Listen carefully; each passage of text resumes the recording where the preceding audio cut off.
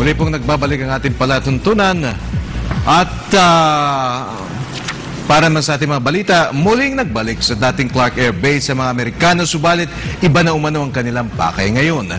Sa isang 170-hectare site sa Clark Eco Zone, kasalukuyan tinatayo ng kumpanyang Peregrine ang isang IT logistics hub na inaasahan dudumugin ng iba pang mga dayuhang kumpanya.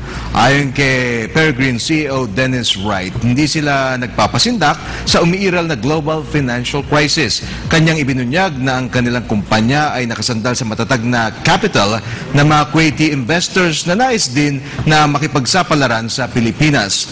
Ayon kay Wright, ang ating bansa ay magandang alternatiba sa mga tradisyonal na merkado dahil hindi ito ganap na apektado sa umiiral na global financial meltdown. Kaugnay ng balitang yan, ating mga kapanayam live dito sa ating studio, ang President and CEO ng kumpanyang Peregrine, si Mr. Dennis Wright. Mr. Wright, good morning and welcome to Money Matters. Well, thank you. I'm very pleased to be here. Before anything, sir, tell us something about Peregrine. What is Peregrine? What are the products that you offer? You're obviously into real estate, but in our conversation a few days ago, you're obviously into other stuff. Well, Peregrine is a project development company, and we founded it in Kuwait with Kuwait Capital. And there's a lot of liquidity in the Middle East, and the Arab investors are looking for opportunities to invest in. And so we were able to take advantage of our knowledge of operating in emerging markets and translate that with investors primarily from the Middle East into other projects. So we're into project development, design, engineering, construction, typical types of things associated with a major project development. Mr. Wright, Clark Eco Zone, or what was once known as Clark Air Base, is is sort of a, for many years, the stronghold, the center of American presence in the Philippines, and now you're coming back, but this is for other matters, and you have a 170-plus hectare site there where you are right now establishing an IT logistics hub. Is that the correct term, IT logistics hub? I believe the actual term is aviation-oriented logistics and business operations, because take advantage of the proximity to DMIA Airport. So basically, what is that? Well, it's interesting. If you go back in time, civilization grew up around rivers, and they migrated to around roads and railroads and highways. Yes. Today, civilization tends to concentrate around the airport. And so DMIA as an aerotropolis is the emerging market and is, we believe, the hottest property market in the Philippines. Mr. Wright, good morning. It is our pleasure to have you on Money Matters. Sir, what makes the Philippines an interesting or a good investment area or country? Well, in the Oxford report, I wrote about A Perfect Storm, the movie with George Clooney. The Perfect Storm is the convergence of the Philippines' investment in English language over the last 5 decades to its proximity to China, which is now fastly approaching to become the #1 market in the world. It's a literal center of the crossroads of transportation and logistics. The Spanish found that 450 years ago. The Americans recognized it. And so the Philippines is really on the doorstep of the perfect storm. How viable is it to invest in emerging economies such as the Philippines? Well, my own perspective is I would stay away from the mature markets. The mature markets, obviously with the recession, the bubble has popped. We've seen it with the dot-com problems a decade and a half ago. We've seen it now again with the collapse of Enron and some of the other big companies, and now we see it with the world recession. The biggest return for your money is going to be in the emerging markets, and the emerging markets today are outperforming the mature markets because they have the furthest way to go. Do you think it is easy to invest in the Philippines, or did you have a hard time investing here in our country? Actually, I find the Philippines to be perhaps one of the easiest markets to work in. That's good, sir. There is a gross misunderstanding and misperception of operating in the Philippines.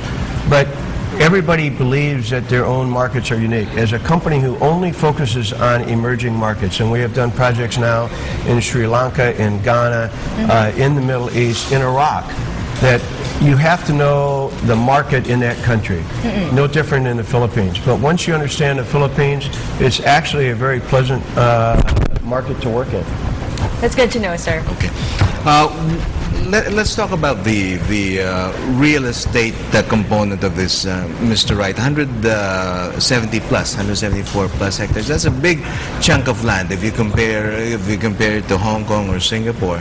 Not to root for our motherland, but this is a big area to develop. So what sort of logistics does it take to develop such a big area of land in such a strategic area? Well, you're right. It is a big area, and the realization of how big it is came when we started walking the site and realized that it's larger than Fort Bonifacio. It's larger than the downtown central area of Makati. So you're right. It is quite large.